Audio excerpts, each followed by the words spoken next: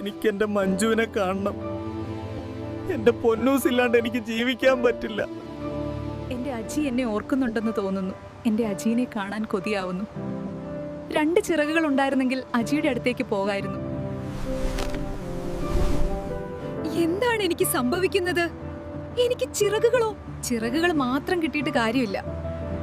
പണം കൂടി വേണം. പണവുമായി വന്നില്ലെങ്കിൽ അജി എന്നെ ഓടിക്കും. റബ്ബേ, ഇതെന്ത് മാജിക്!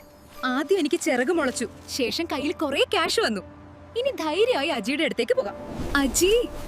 അജിയുടെ പൊന്നു ദേ വരുന്നു.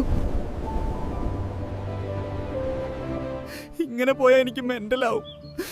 സങ്കടം മാറാൻ കുറച്ചു നേരം ഫോണിൽ പൊന്നിന്റെ റീല് കാണാം.